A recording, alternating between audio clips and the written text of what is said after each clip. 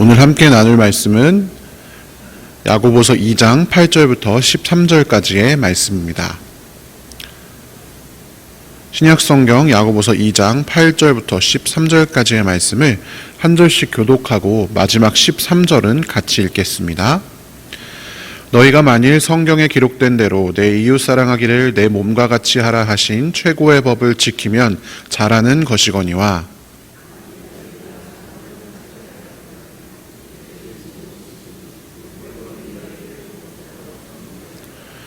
누구든지 온 율법을 지키다가 그 하나를 범하면 모두 범한 자가 되나니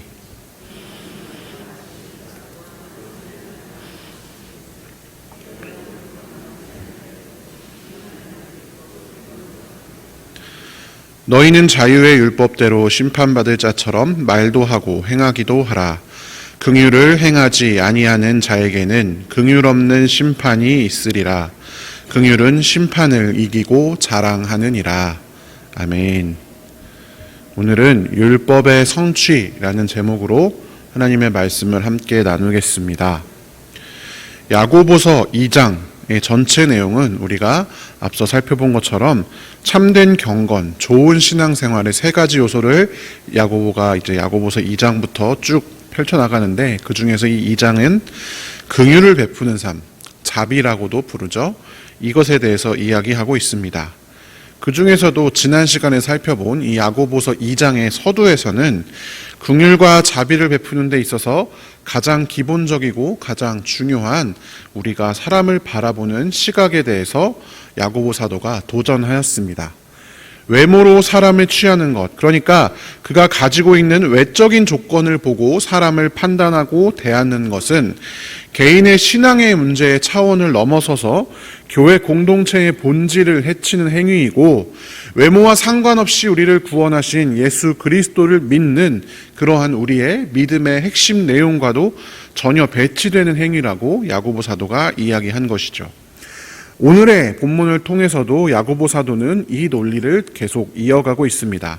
무엇보다도 이것을 하나님 나라의 율법과 연관지어서 이것이 굉장히 중요한 문제라고 더 강력하게 이야기를 하고 있습니다.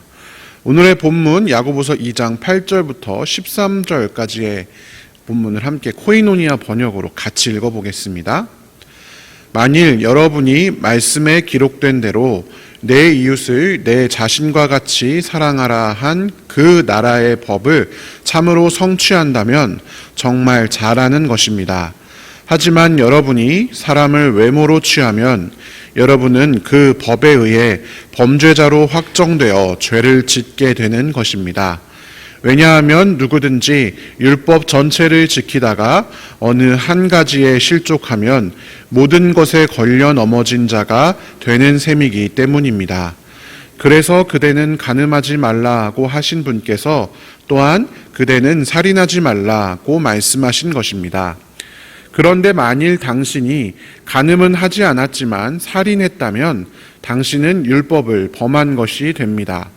이처럼 여러분은 장차 자유의 율법에 의해 판단받을 것처럼 말하고 행동하십시오. 그러므로 긍휼을 행치 않은 자에게는 무자비한 심판이 있을 것입니다. 긍휼은 심판을 이기고 자랑합니다. 아멘. 어떻습니까, 여러분? 지난 시간에 우리가 읽었던 야고보서 2장 1절부터 7절까지보다 조금 더 심화되고 강력한 언어를 사용해서 이 긍휼의 문제를 권면합니다. 정말 잘하는 것이다. 안 하면 범죄자다. 심판이 있을 것이다. 이렇게 강력하게 이야기를 하고 있는 것이죠.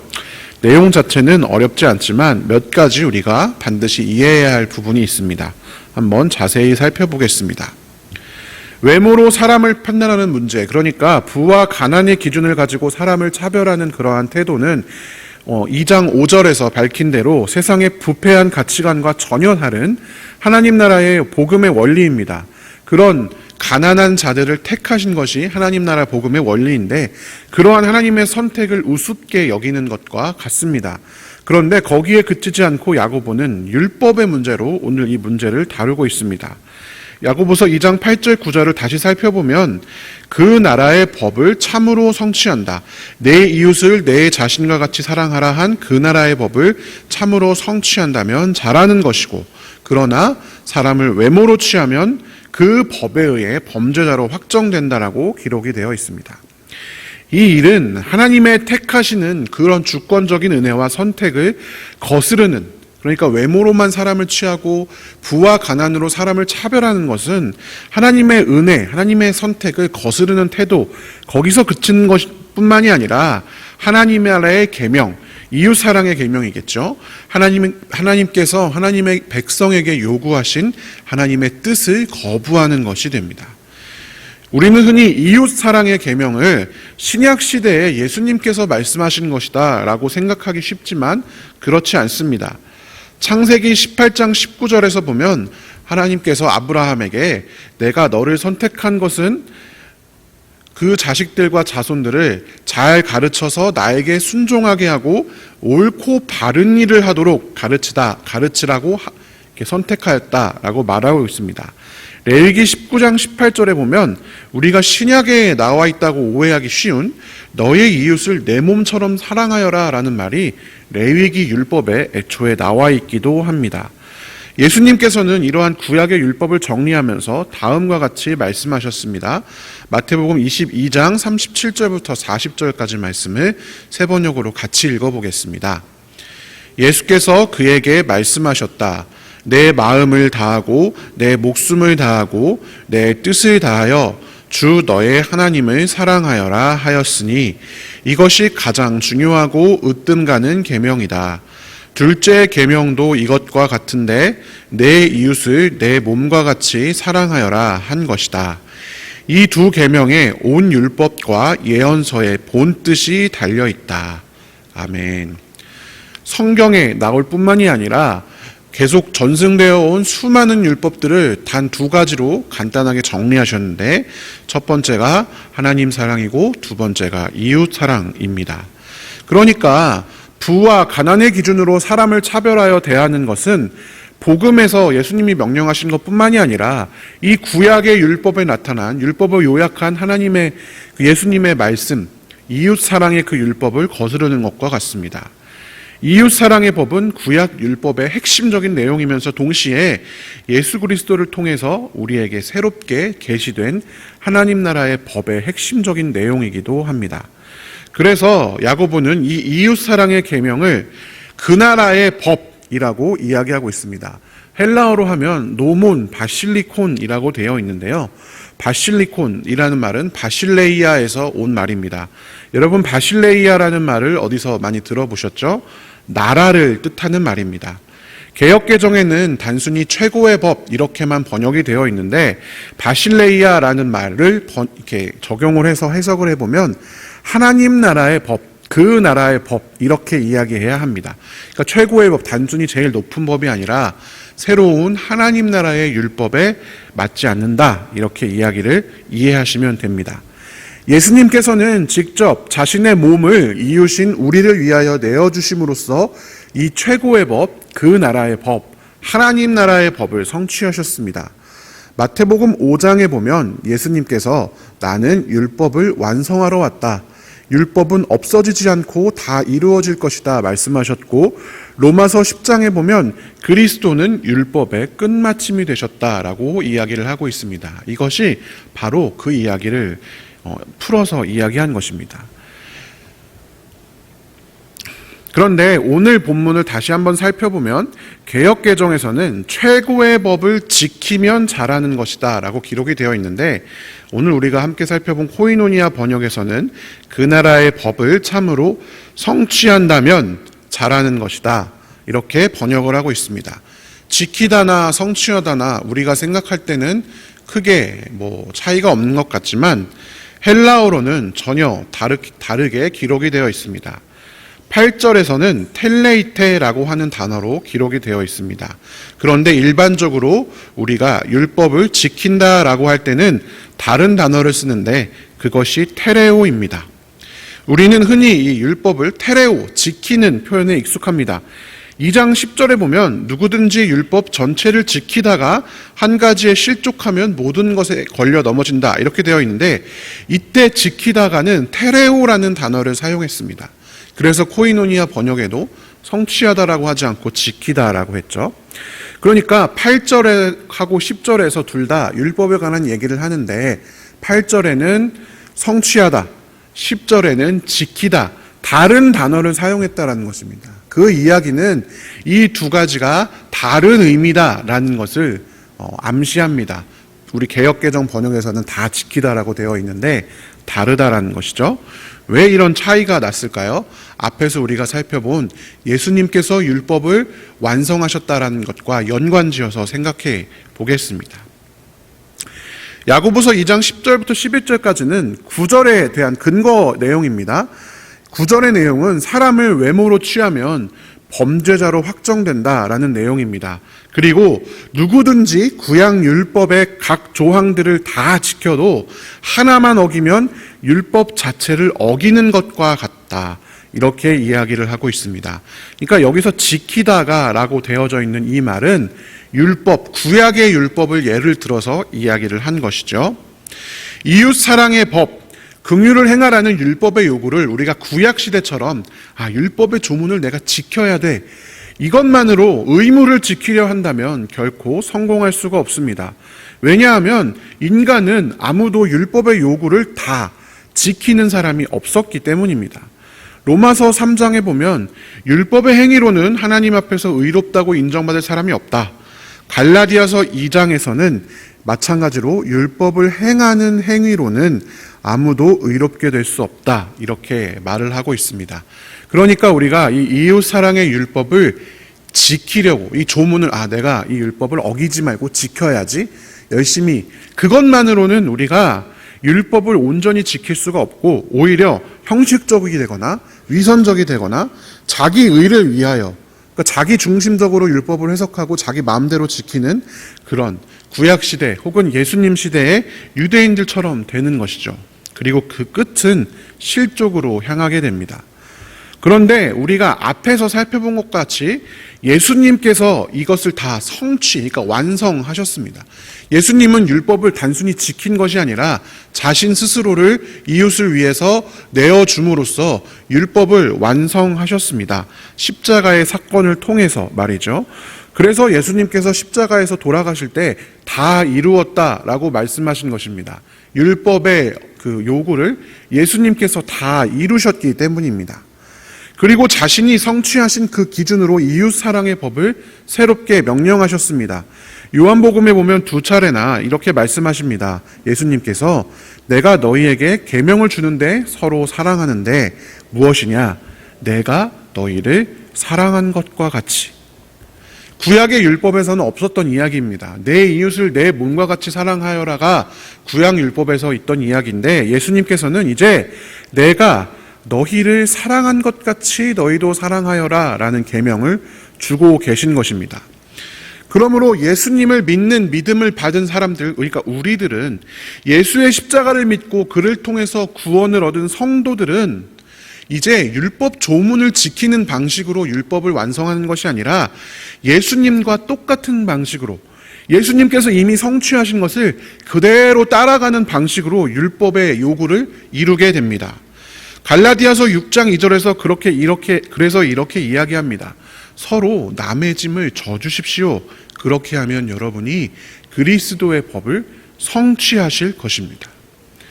이웃 사랑을 지켜라, 이렇게 더 이상 이야기하지 않고 예수님처럼, 우리 십자가를 지신 예수님처럼 너희도 서로 남의 짐을 져주면 그리스도의 법을 너희가 성취할 수 있다, 이렇게 이야기를 하는 것입니다.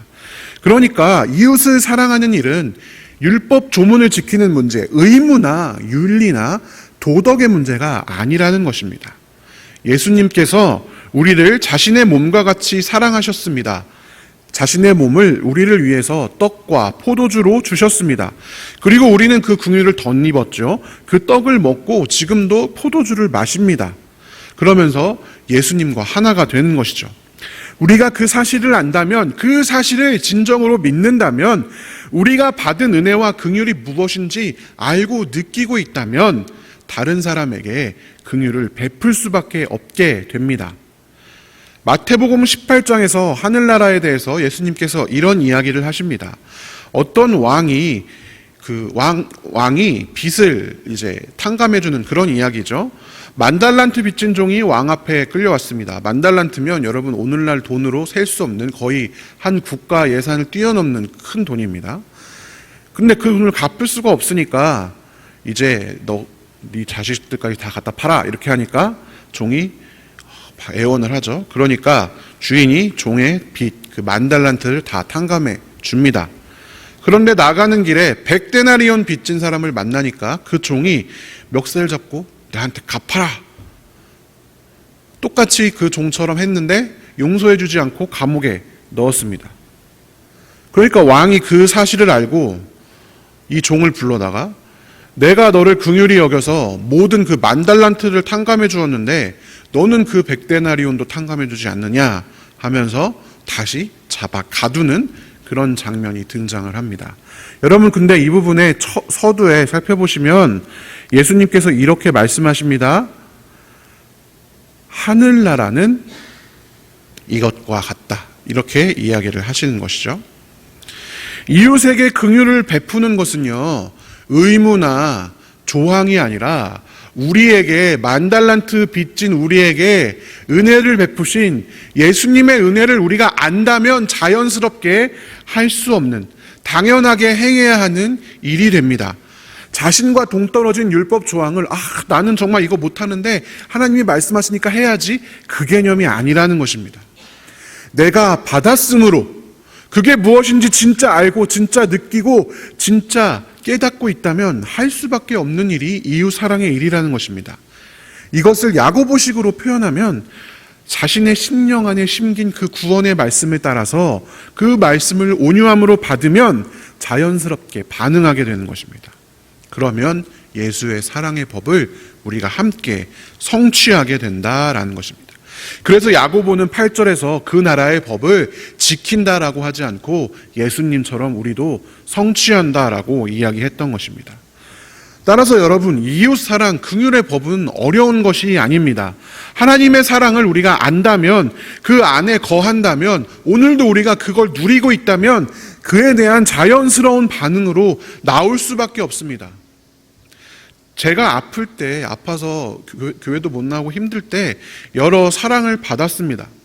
그래서 제가 아픈 이후로 이전보다 더 아프다는 분들이 있으면 신경이 쓰이고 마음이 아프고 걱정이 되고 합니다.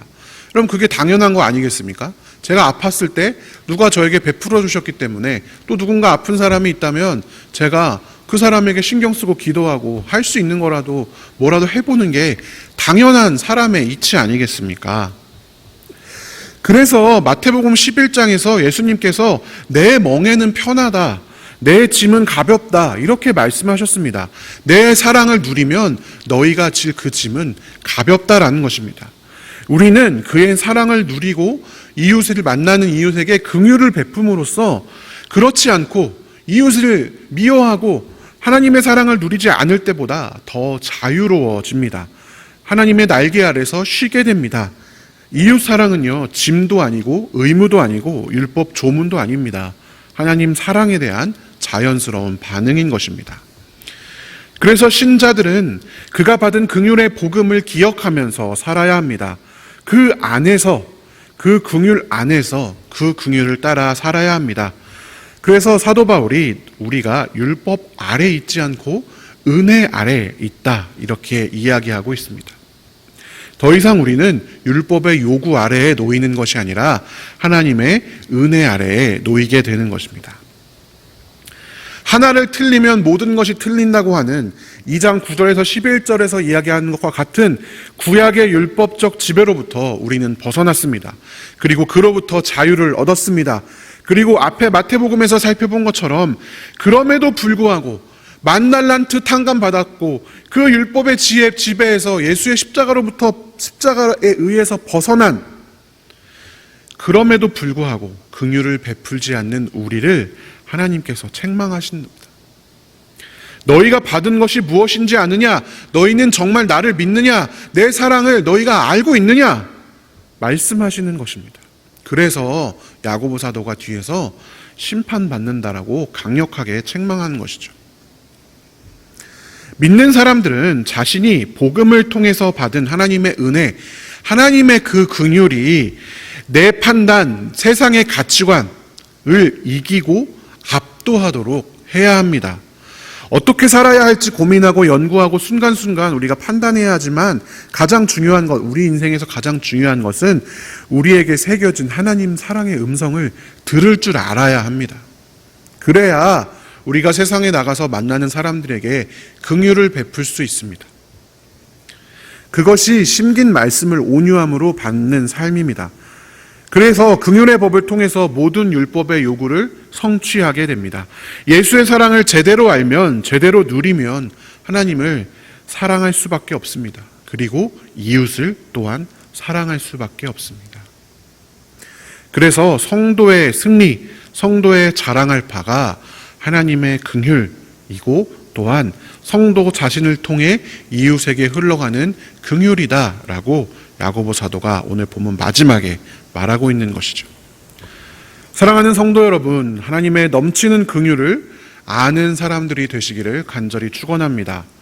주께서 우리를 불쌍히 여기신 것처럼, 그래서 우리에게 우리가 감당 못할 긍휼을 흘려 주신 것처럼 우리도 그 긍휼을 그저 흘려보내는 사람들 되기 원합니다. 여러분, 아무도 어떤 사람도 가진 것이나 외모와 부와 가난의 기준으로 대하지 마십시오.